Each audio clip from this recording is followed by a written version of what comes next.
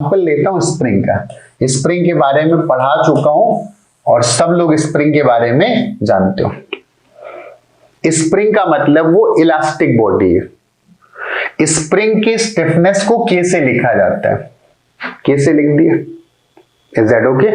और ये स्प्रिंग अभी अपनी नेचुरल लेंथ पर है। स्प्रिंग अभी अपनी नेचुरल लेंथ पर है।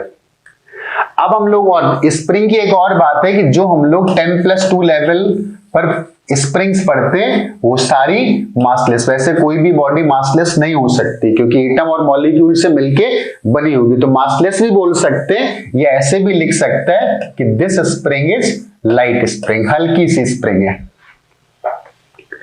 इसकी अपनी जो ओरिजिनल लेंथ थी उस ओरिजिनल लेंथ को मान लेता हूं कि that is capital L. What is capital L? Original length of the spring.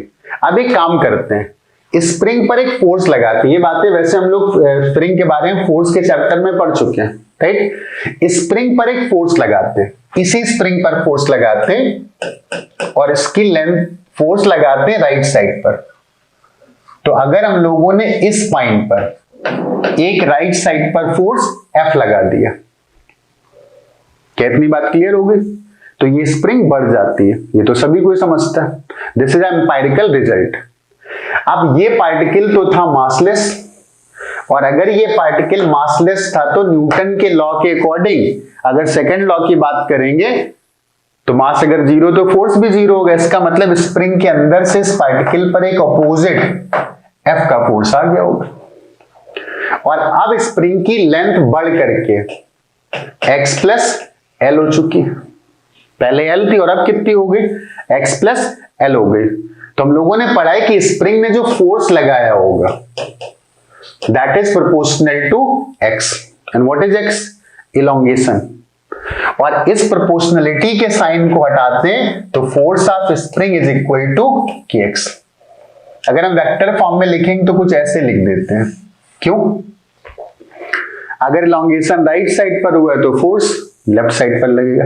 बाकी डिटेल पढ़ेंगे, हर पार्टिकल पर फोर्स चेक करेंगे स्प्रिंग के अंदर जो सिचुएटेड है। लेकिन फिलहाल आज का जो कंसर्न है वो कंसर्न है कि स्ट्रेस और स्ट्रेन को सही से समझाना और क्यों दोनों प्रोपोर्शनल होते हैं ये बताना। क्योंकि हुक ने क्या किया था, रॉबर्ट हुक के जो रिजल्ट थे वो एम्पायरिकल थे, उनको रीजन नहीं पता था अंदर क्या था।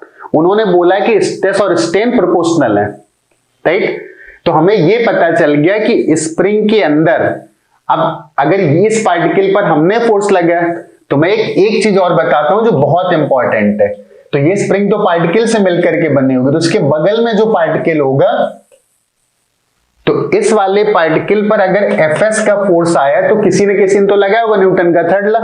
If there is a force तो that must be acted by another body, और इक्वल अपोजिट फोर्स उस पर भी लगेगा। तो इस पर भी वही फोर्स इधर लग गया होगा।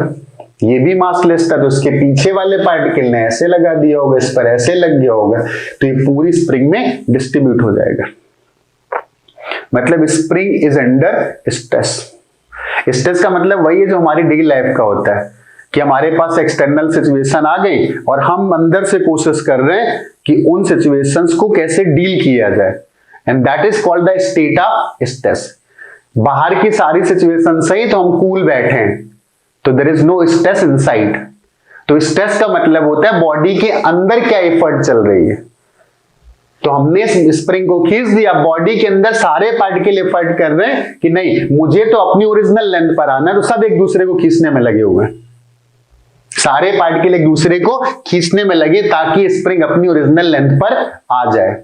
तो ये बात क्लियर हो गई कि when there are two particle inside a elastic body तो इनके बीच में अगर सेपरेशन की वैल्यू में चेंज आता है तो फोर्स लगता है, and that force is proportional to x। और इसी फोर्स को बोल सकते हैं F इक्वल टू kx, के को स्प्रिंग कांस्टेंट या स्टिफनेस बोलते हैं। इस बात का मैं यूज करूंगा, राइट? अब ध्यान से समझना। अब आते हैं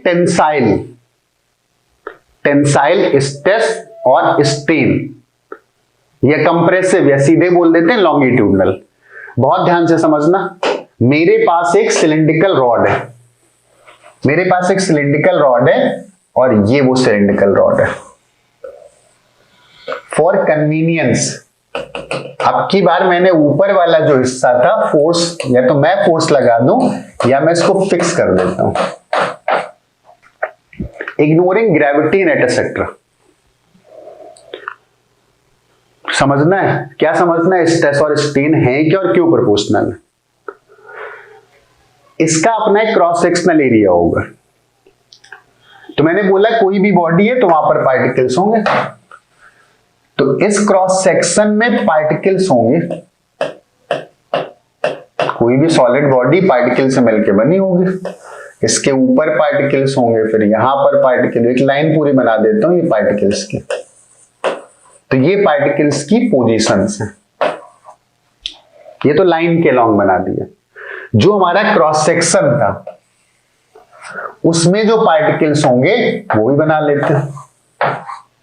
अब कोई भी बॉडी क्रॉस सेक्शन है तो वो तो पार्टिकल से ही मिलके बना होगा, ऐसे करके।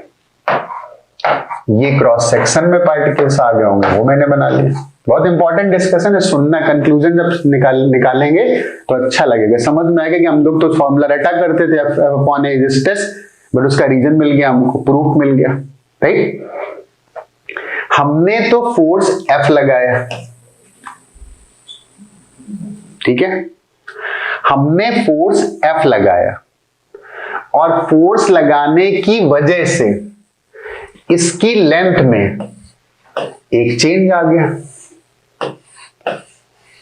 इसकी लेंथ पहले मान लेता हूं कि दैट वाज L, और अब इसकी लेंथ हो गई L प्लस डेल्टा।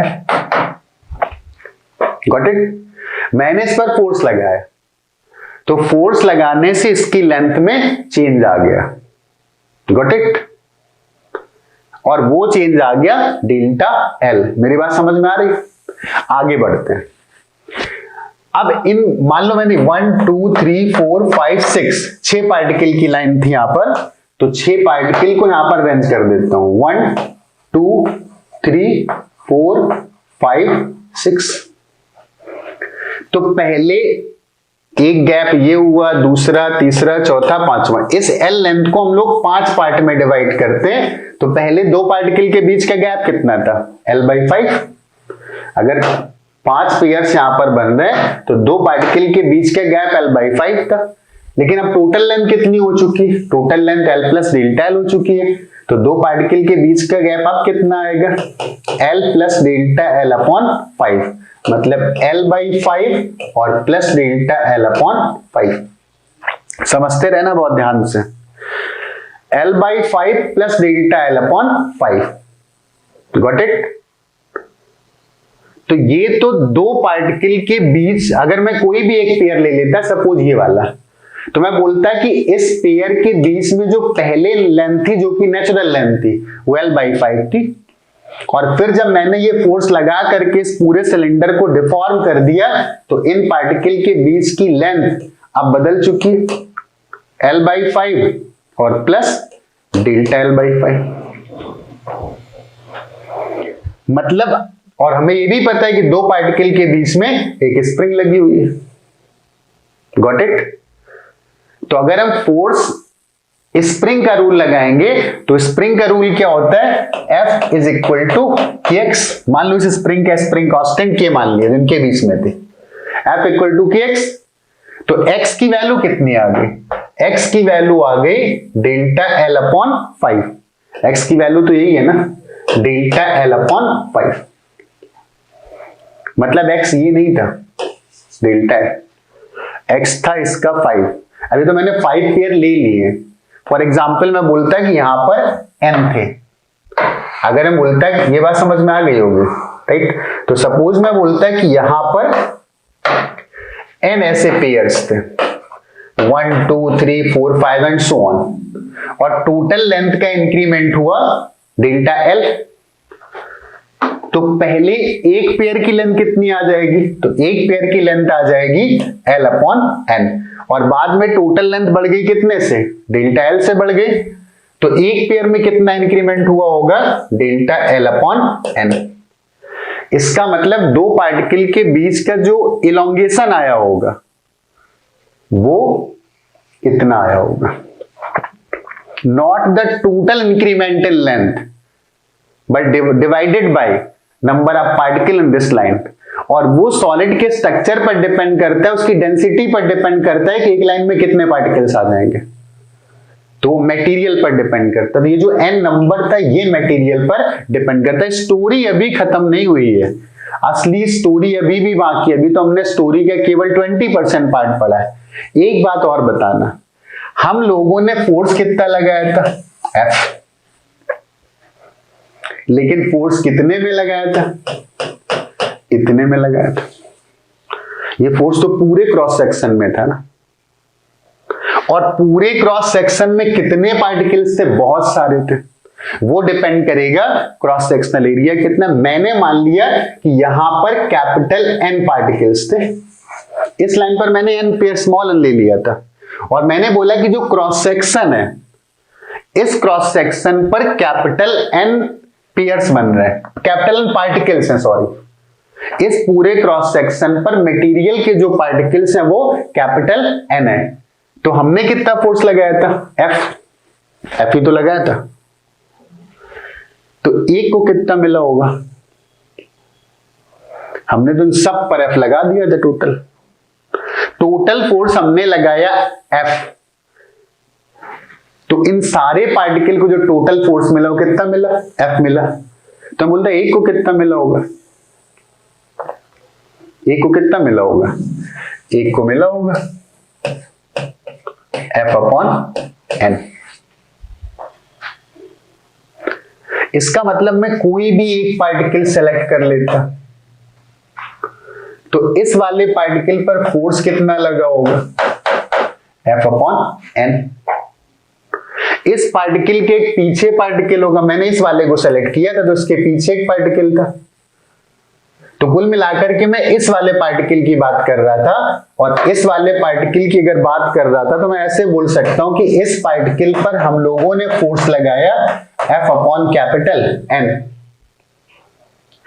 तो इनके बीच में इलोंगेशन हो गया, और इलोंगेशन कितना हो गया, इलोंगेशन हो गया, पहले इनके बीच की लेंथ कुछ और थी और अब लेंथ हो चुकी है L/N और प्लस डेल्टा L/N, जो कि हम लोग पहले डिस्कस कर चुके हैं।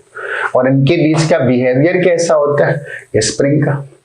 तो हम लोग फिर ये बोल सकते हैं कि इस स्प्रिंग सिस्टम के लिए फोर्स कितना, F/N, और इलोंगेशन कितना, डेल्टा L/n। तो यहां स्प्रिंग दिख गई हमें। अब मैं स्प्रिंग का फॉर्मूला यूज कर लेता हूं, F = kx। F = kx, force कितना लगा है, F/N इज इक्वल टू, या प्रोपोर्शनलिटी का साइन लिख देता हूं, ज्यादा बेहतर होगा, प्रोपोर्शनल टू x, और इंक्रीमेंट कितना हुआ स्प्रिंग की लेंथ में, तो वो इंक्रीमेंट हो गया डेल्टा L/n। Got it. अब स्टोरी को फिर आगे सुनना। व्हाट वाज कैपिटल N, हम लोगों ने कैपिटल N किसको माना था, कैपिटल N माना था इस क्रॉस सेक्शन में कितने पार्टिकल्स हैं। तो किसी स्पेसिफिक मटेरियल की डेंसिटी तो फिक्स रहती है ना सॉलिड की, तो इस सरफेस पर, इस क्रॉस सेक्शन पर कितने पार्टिकल होंगे ये डिपेंड करेगा एरिया पर। एरिया छोटा कर देंगे तो उतने में कम पार्टिकल्स आएंगे। किसी की स्पेसिफिक मटेरियल की बात कर रहा हूं, एरिया बढ़ा दूंगा तो उतने में ज्यादा पार्टिकल्स आ जाएंगे। तो मैं एक बात बोल सकता हूं कि जो हम लोगों ने ये n लिखा हुआ है, this n, capital N is directly proportional to cross sectional area of the wire. Capital N is directly proportional to cross sectional area of the wire. तो हम लोग फिर इसको ऐसे लिख सकते हैं, F/ proportional to cross sectional area, और वो प्रोपोर्शनलिटी चली गई इसके पास, जो भी कांस्टेंट है यहीं पर जोड़ देते हैं। अभी तक हम लोग यहां पर पहुंच पाए, इसको भी जरा देख लेते हैं।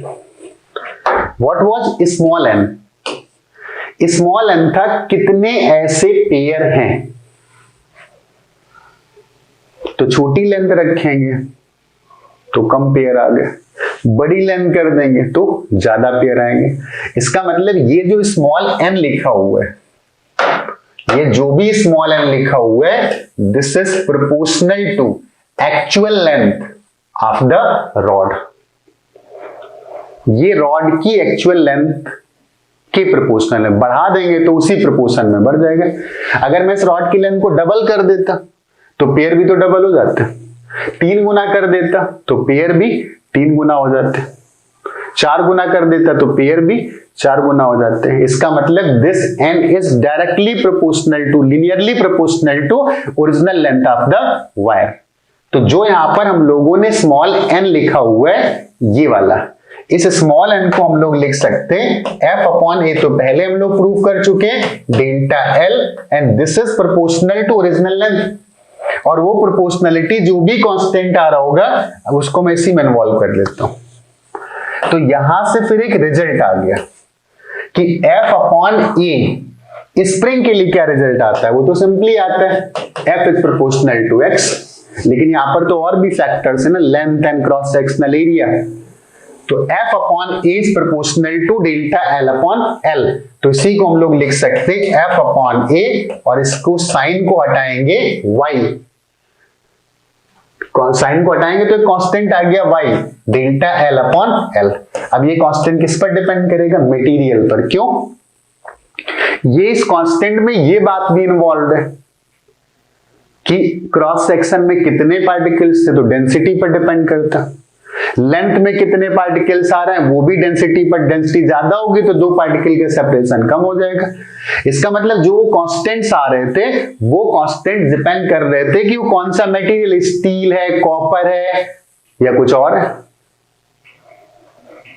तो दिस कांस्टेंट मैंने बोल दिया y। फिलहाल मैं अभी y पर जा नहीं रहा हूं, पता है मॉडुलस ऑफ इलास्टिसिटी इसी को बोलते हैं, and this is called young modulus.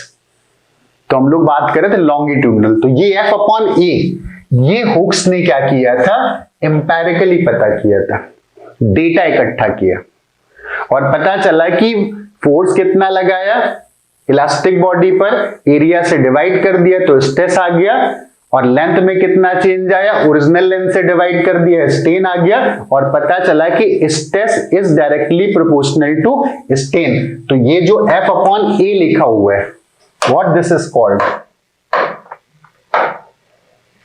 this is called stress, and what this is called strain। ये टर्म अपने यूजुअल मीनिंग से उठाए गए हैं। स्ट्रेन, स्ट्रेस, अंदर कौन सा स्ट्रेस, इसको बोलते हैं longitudinal stress. Longitudinal stress 2 types के हैं, एक टेंसाइल स्ट्रेस और एक कंप्रेसिव स्ट्रेस। तो टेंसाइल का मतलब जब लेंथ बढ़ाने की कोशिश करो, कंप्रेसिव का मतलब जब सिलेंडर की लेंथ को कंप्रेस करने की कोशिश कर रहे हैं। दोनों को कलेक्टिवली हम लोग बोलते हैं कि दैट इज लॉन्गिट्यूडनल स्ट्रेस। यही क्या था, यही था हुक्स लॉ। लेकिन हुक्स ने एक बात और ऑब्जर्व करी थी कि बहुत ज्यादा बढ़ा दोगे तो हुक्स लॉ वैलिड नहीं होगा। तो हम लोग इसका जब कर पढ़ेंगे, स्ट्रेस स्ट्रेन कर्व, अभी हमें क्या सीखना था, अभी हमें सीखना था what is stress and what is strain. तो स्ट्रेस को डिफाइन किया जाता है force upon cross sectional area, और स्ट्रेन को डिफाइन किया जाता है change in length upon original length. और ये बातें तब तक है जब तक मैं बात कर रहा हूं लॉन्गिट्यूडनल स्ट्रेस या स्ट्रेन की।